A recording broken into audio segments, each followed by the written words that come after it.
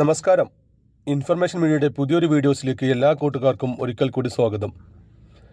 നിലവിലിപ്പോൾ 1600 രൂപ അല്ലെങ്കിൽ 1300 രൂപ പെൻഷൻ ലഭിക്കുന്ന ആളുകൾ ശ്രദ്ധിക്കേണ്ട വളരെ സുപ്രധാനമായിട്ടുള്ള അറിയിപ്പുമായിട്ടാണ് ഇൻഫർമേഷൻ വീഡിയോസ് വന്നിട്ടുള്ളത്.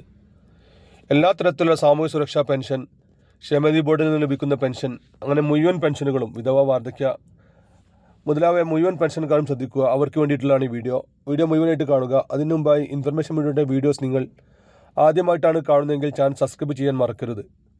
നമ്മുടെ ചാനൽ ഒരു തരത്തിലുള്ള മത രാഷ്ട്രീയ കാര്യങ്ങളും വരുന്നതല്ല. ഗവൺമെൻറ് ലഭിക്കേണ്ട സേവനങ്ങൾ, ആനുകൂല്യങ്ങൾ, അറിയിപ്പുകൾ എന്നിവയെക്കുറിച്ച് മാത്രമാണ് വീഡിയോസ് വരുന്നത്.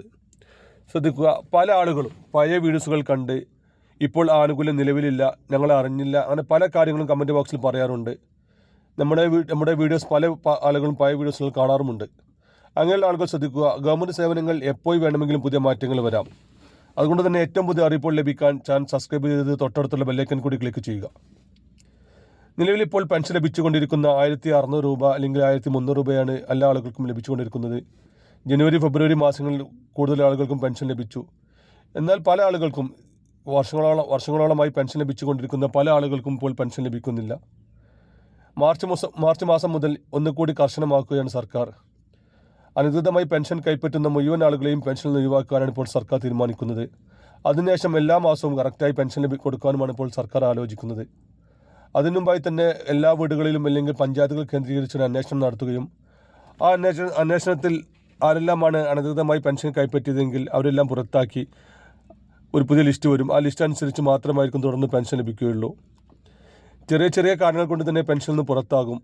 ചിലപ്പോൾ നമ്മുടെ ബുദ്ധിക്ക് നിരക്കാത്ത കാര്യങ്ങളായിരിക്കാം, എങ്കിലും സർക്കാർ പറയുന്ന കാര്യങ്ങൾ നമ്മൾ അനുസരിക്കുക എന്ന് മാത്രമാണ് ഇതിൽ പറയാനുള്ളത്. 2000 സ്ക്വയർ ഫീറ്റ് മേലെ വീട്ടിൽ താമസിക്കുന്ന ആളുകളാണെങ്കിൽ തുടർന്ന് അവർക്ക് പെൻഷൻ ലഭിക്കുകയില്ല.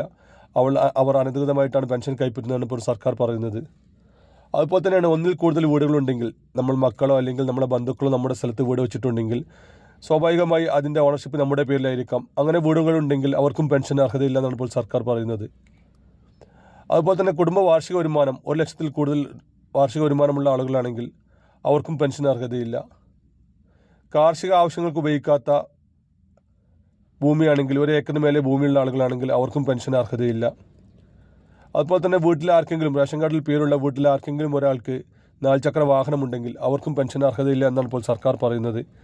ഇങ്ങനെ ചെറിയ കാര്യങ്ങൾ അന്വേഷണം നടത്തി ആരെല്ലാമാണോ ഉള്ളതെങ്കിൽ അവരെല്ലാം പെൻഷൻ ഒഴിവാക്കിയതിന് ശേഷം മാത്രമായിരിക്കും മാർച്ച് മാസം മുതൽ പെൻഷൻ പ്രഖ്യാപിക്കുക. ഇപ്പോൾ തന്നെ ഒരുപാട് ആളുകൾ ഇങ്ങനെ പുറത്തായിട്ടുണ്ട് ചെറിയ കാരണങ്ങൾ കൊണ്ട്. നമ്മുടെ വീഡിയോയുടെ അടിയിൽ ഒരുപാട് ആളുകൾ കമൻറ്റ് പറയാറുണ്ട്, ഇപ്പോൾ എനിക്ക് പെൻഷൻ ലഭിക്കുന്നില്ല എന്നുള്ളത്. അവരോട് പേഴ്സണലായിട്ട് സംസാരിക്കുന്ന സമയത്ത് നമുക്ക് മനസ്സിലാവുന്നത് അവരുടെ പെൻഷൻ തടഞ്ഞു വെച്ചത് ഇങ്ങനെയുള്ള ചെറിയ കാരണങ്ങൾ കൊണ്ടാണ്. അതുപോലെ തന്നെയാണ് നമ്മൾ നിർബന്ധമായി ചെയ്യേണ്ട ഒരുപാട് കാര്യങ്ങളുണ്ട്. പെൻഷൻ വാങ്ങുന്നവരാണെങ്കിൽ 1600 രൂപ മാത്രം ലഭിക്കുന്നുള്ളൂ എങ്കിലും നമ്മൾ നിർബന്ധമായി ചെയ്യേണ്ട കാര്യങ്ങളുണ്ട്. പെൻഷൻ മസ്റ്ററിങ്, അതുപോലെ തന്നെ